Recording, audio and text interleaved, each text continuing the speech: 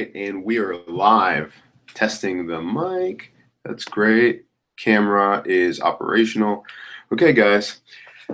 Hey, how you doing? This is Doc Williams from the Toolkit, and this is the fitness tech tool, Pillars to Success. So a lot of people ask a lot of the same questions over and over again, and we try to distill them down into a few pillars to get you to succeed. So we're going to be taking a topic by topic approach of how we can get you to your goals, and we're cutting out all the fluff and the BS and all this stuff where you have to opt in and do all these things. We're just giving you the raw details that we tell our clients every day to succeed. Okay, so today we're going to be talking about keys to success, how to turn your fitness hobby into a profitable business. So today we're going to have 4 essential questions answered, and we want you to ask yourself these 4 questions to get to the next level. Okay, so we're going to go through the 4 questions and then we're going to break them down. Okay, so you know what, we're only going to give one at a time so you can start taking notes. All right, so take out a piece of paper, take out your phone, do whatever. We're going to go through these things. Okay, so this is your keys to success. The first key to success is what makes you unique. What makes you unique? Okay, so let's back that up and ask why we're going through this. Because a lot of times when you're a fitness entrepreneur, fitness trainer, what usually happens is people go out and they start training people and they kind of just read the magazines or read something online and they start trying to fit into that mold. So I'm here for weight loss. I'm here for, strength and conditioning training, all those things, which is good to have a basis. But what makes you unique? Where on your journey does your clients connect with you? Excuse me, for instance, did you lose a lot of weight and then you change your mindset and now you want to help others? Or what about that you were a premier athlete and you learned how to have a lot of verbal cues and a lot of techniques that help average athletes get to the next level? So identify that and then talk about the story of how you got there, your backgrounds, how you felt. And what you want to do is you want to record yourself in whatever medium that makes you excited and a connection is made. So some people like to record audio, some people love making videos, some people love writing articles. Find a way that you can really express yourself and that message you can convey to your audience. Okay, so what makes you unique? Now, before you get into turning your fitness hobby into a profitable business, think about something else.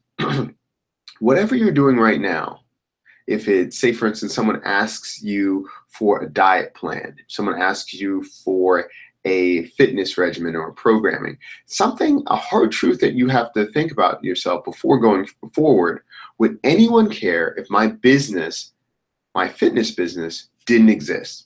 Would anyone even care?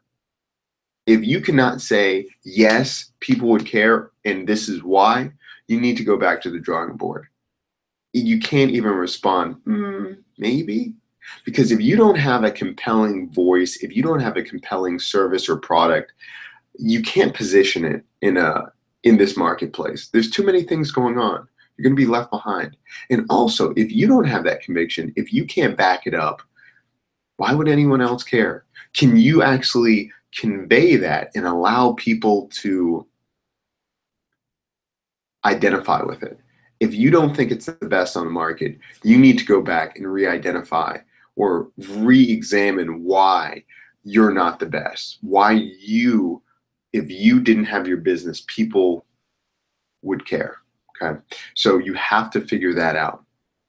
Now, once you find out why you're unique and if anyone would care if your business didn't exist, you have to explain how can you help the person. Now, excuse me, you have to remember it's not just about their time in the gym or the time that they're spending with your programming.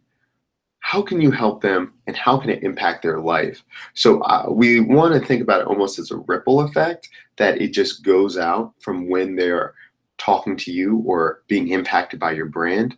How can the rest of their day month life be impacted by what you're doing? How can you help them? For example, it's not that you're just giving them a nutrition programming or a nutrition program, excuse me.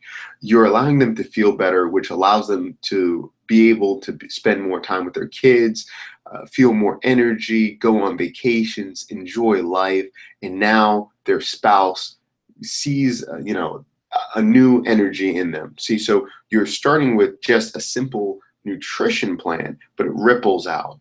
And when you can capture that, you can allow yourself to explain how you're going to get them to the next level and allow them to imagine themselves in that transformative state. So, how can you help them? Also, another thing, if you're thinking about a product, that product is going to be so impactful that you want them to use it almost every day. Something where they're struggling with something, they automatically think of that product. You want to get to that point. So, how can you help them? And then the fourth way is, what do you offer? Okay, so that can be in two different ways. What can you offer tangibly, either a service, product, or programming? But also, you might want to think about, what do you offer and can it be changed? For instance, a lot of people are huge on email me for, a program and I'll send you a Google Doc or I'll send you an Excel spreadsheet, but can you change it? Can you create a simple app for them to use instead? Can you create it as a course?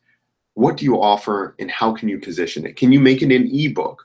Should you make it an ebook? Do they want that? Now, through this entire process, you have to do something that a lot of people forget, and that's listening to the feedback that you get.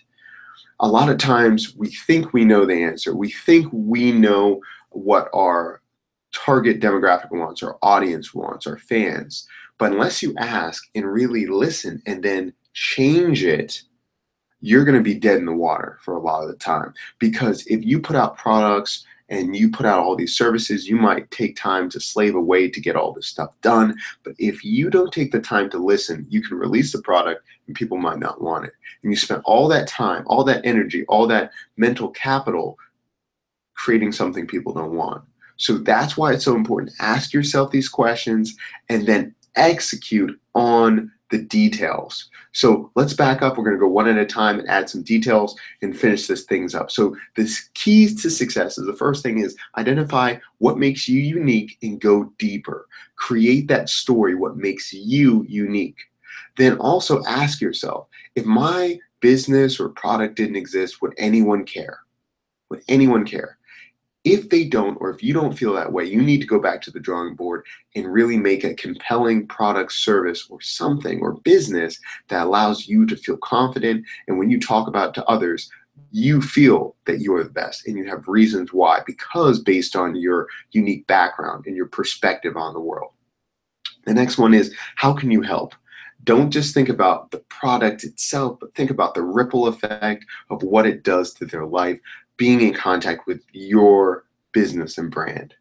And then the last one is, what do you offer?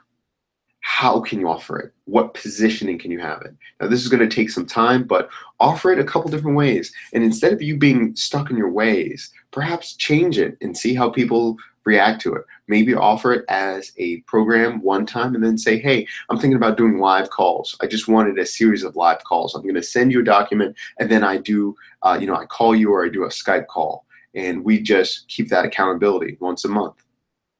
Try it out. And then from all of these things, you've got to test your idea and see what happens. Now, this is what trips a lot of people up. They get through all these sections, they think they know what's going on, they test it, and then they're haphazard about their test. They don't really pay attention to the results. Maybe because there's so much success, you're like, oh my God, I got 8 people to sign up.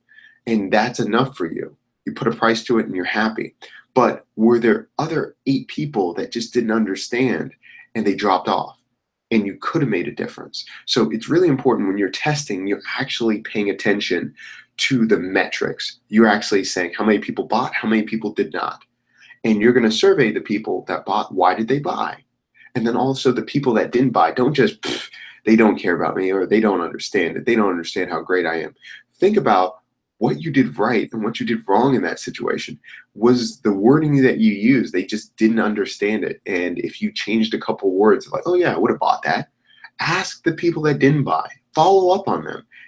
And then on also, when you test something, think about what made it a success, and then plan for the future to test it again and rinse and repeat. Do it again and see if you can make sales. So that's the whole game, how you create this process and how you take a hobby into a profitable business. You have to take out the emotion. When you're doing a hobby, you're just happy things are happening. You're making a couple dollars. But when you're trying to switch it to a hobby, to an actual business and a career, you need to plan for growth, and you need to have those things early on. Because what's going to happen is, if you don't plan for growth, if you don't plan all these things now, you get hot really quick, you sell some products, you plateau, and then you don't know where to go. You usually end up going down, slipping on sales, because you didn't plan on how to identify growth and identify what you did well and what you did badly, and then go on. We've done it ourselves in the past iterations of our businesses. It has happened to us. So that's why we build these things now, so you don't have to go through the struggles we had to go through before. So hopefully you enjoyed Keys to Success about this, and this is the first in the Pillars to Success series. If you have any questions, hit me up at doc@thetoolkitagency.com or go to thetoolkitagency.com for more insights like this, more videos, more blogs, more infographics to take your business, your fitness business, to the next level. Thank you so much for your time.